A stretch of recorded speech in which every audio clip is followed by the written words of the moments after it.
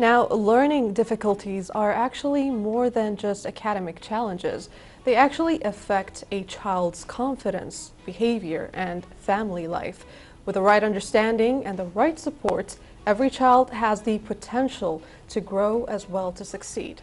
Now, in today's discussion, we actually get to explore how the families can better understand supports as well as empower their children with learning difficulties. Please welcome Mai Alshawwaf, the family counselor and the life coach for families with the neurodivergent individuals.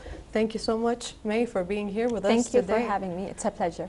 Pleasure is all mine. Now, Mai, in order to begin with this, how do we actually get to explain or define the learning difficulties in a very simple manner for the clear audience to actually get to learn from? The easiest way to understand what is learning difficulties is to know that it's difficulties an individual faces while processing information, retrieving the information, and also saving those information in the right place.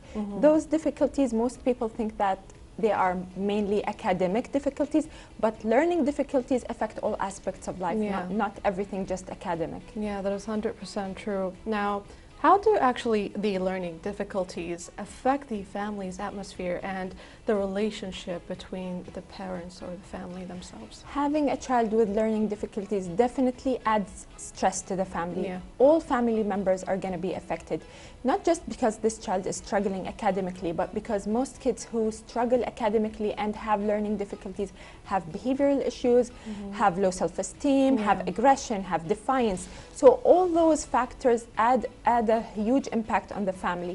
Everybody's going to be affected, especially if they don't know how to intervene, how to interact with this special individual. Yeah, especially for someone who's actually a beginner as a parent to kind of like deal with this kind of an issue that they've never actually have been through, especially that we haven't really taught ourselves that much, having to have learning difficulties with a child and how to actually get to deal with them on an everyday basis. Especially that learning difficulties is new. It's fairly new in our community. We're just starting to learn about it. We're just starting to accept it.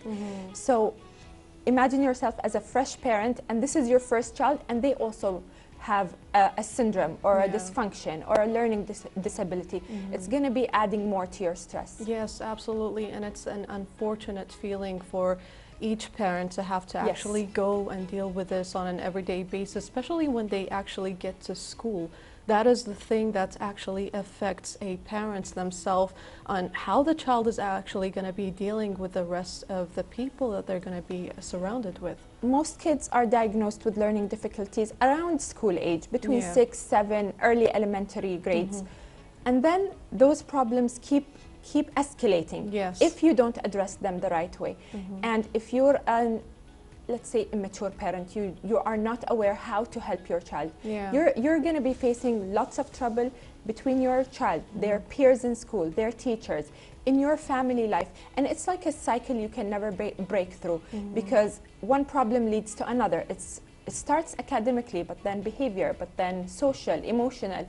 And parents should be aware that one aspect helps the other. I will not just help my child to succeed academically. I should look at all the factors to help him become a successful individual. Yeah, more than that, as well as to help the child become more comfortable in his own skin while dealing with these issues that accepting his disability is the key factor. Kids who have disabilities of any kind should learn everything there is about their disability, their dysfunction, their disorder, and how to advocate for themselves, how to accept themselves. Yes, it is absolutely 100% true. Now we're speaking of the psychological matters, which are the most important factor of dealing with a disabled child. This is the most important thing. So what kind of challenges, psychological challenges, the parents actually get to face or have to deal with in such situation? The first challenge that parents face is, of course, denial. Most parents deny the problem in the beginning. It's not because they're not aware of it, but because they don't like it. They don't want to deal with it. They don't want to accept the fact that their life's going to change, their child's going to change. He's not going to be the same person, and you're not going to be the same parent. Then after denial comes anger, frustration, guilt, because sometimes you feel no matter what I'm doing, it's not enough for this child. This child is not developing, he's not progressing, he's not changing. And that's where the guilt starts, that I'm not a good enough parent, I'm not doing what I'm supposed to do. That is a correct point you got over there. Is the most important factor, like you said earlier, is to kind of accept it. Yes. While accepting the situation, you also have to be able to kind of come across with the psychological effects on the child and learn all of these things that you have to deal with. Yes. But of course, what are the actual common mistakes that parents actually make without realizing it while dealing with a disabled child? The most common mistake is, of course, focusing just on academics. I just want to see results. I just want to see your grades getting higher. And they leave everything else. Yeah. You have to know that also while having a child with learning difficulties, I'm not supposed to leave every other aspect of his personality, his self-esteem, his resilience, his ability to do things around in the community. And then other parents fall in the mistake of comparison. I'm comparing my child to his siblings, to his peers, to people I see in my everyday life. This comparison puts the child under pressure, and when he feels that I'm not able to fulfill whatever my parents want from me, if I don't fill their eyes, if they don't think that I'm good enough, the child is not going to develop. He's not going to progress no matter where you take him, no matter what interventions you do. Yeah, he will not be able to develop as well, to having as well, like you've said, the learning difficulties. You have to be able to accept that part. Also, to comparison is something that we usually tend to have in our society.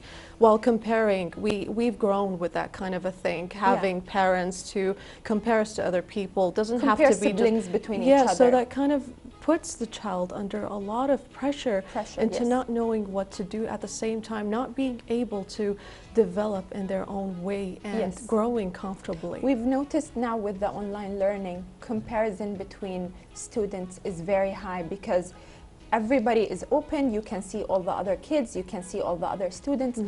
Parents, without knowing, unintentionally, they compare. Look at your friends, they're sitting. Look at them, they're focusing. Look at them, they've raised their hands. It's because you love your child and you want what's best for them. You're being pushy. But with kids who have learning difficulties, being pushy is not the right move. Yeah, it could come off as very negative. Yes. Honestly, yes. That's how I see it. It's the way that negative aspects can actually be at the same time, like in a way, comprehending to what a child might be taking. This is negative. This is not something that a child should be taking. So yes, because the child will feel that I'm not enough. Yeah, that is true. Now, is there an actual role for the premarital or the marital preparation while handling the cases in children with learning difficulties? How do you actually get to deal with that? Think of learning disabilities or having a kid with learning difficulties as any challenge any couple might face in their life, in their marriage. If you are well prepared ahead of time on how to deal with crisis, how to deal with stress, how to have open communication, how to deal with conflict of opinion, this is going to be easy for you when you have a child who has any syndrome, any case, any disability, that you can be on the same page. You can disagree while still having respect for each other, while still considering each other's opinion, while still giving each other the chance to explain, to explore new things. Like most parents who have kids with learning difficulties, the mom wants to try something, the dad says we don't have enough finances. The mom wants to go to a certain country for investigation, therapy, whatever, the dad says no need to do that. Or the opposite, the mom is feeling so frustrated, like she doesn't want to do anything, and the dad feels like she's not doing enough, she's not paying enough attention. But if you are well aware that this is like any common problem you're going to face in your life, it's easy to deal with it. Yeah, absolutely, 100% true. Now, the way I see it is that, you know, the marital situation, there needs to be a bit of a compromise. You know, there should be a balance between parents having to do, which one should do this kind of a job, or which parent should do this kind of a job. It is absolutely an obligation, but furthermost is to be comfortable and sit with it and have a discussion around it before that actually turns into a very negative and escalates into a very negative aspect that they have to furthermore not be able to compromise or deal with the pressure later on. Yeah, especially if it's a life of a child. And when we're talking about kids with learning difficulties, they're very smart. They can know their parents are not on the same page. So they're going to go for the lenient parent, for the easy parent, versus the parent who's strict, the parent who sets the rules. So parents who have kids who are special, with learning disabilities, with any kind of condition, you have to be on the same page. You have to have the same set of rules. You have to have the same set of boundaries. Yeah, that is true. Now, how do we actually get to protect the child psychologically from bullying or feeling of inferiority while the child has already grown and they're in school nowadays, or they're dealing with friends or family members whatsoever? Yes. A child needs to learn to be its own advocate. The child needs to accept its disability, accept its differences, to accept that he's something special, and to advocate for himself.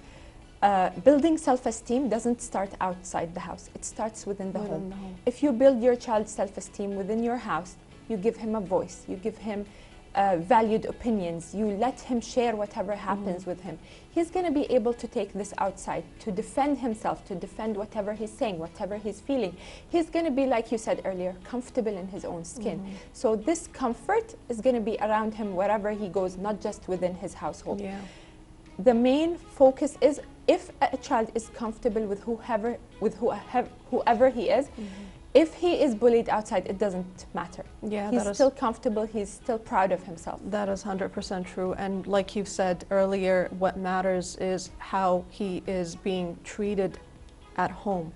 The parents, the way they treat him, and the way they accept him to be comfortable enough in his own skin. And part of being comfortable with my own skin is defending myself, advocating for myself, telling people around me that this is not acceptable.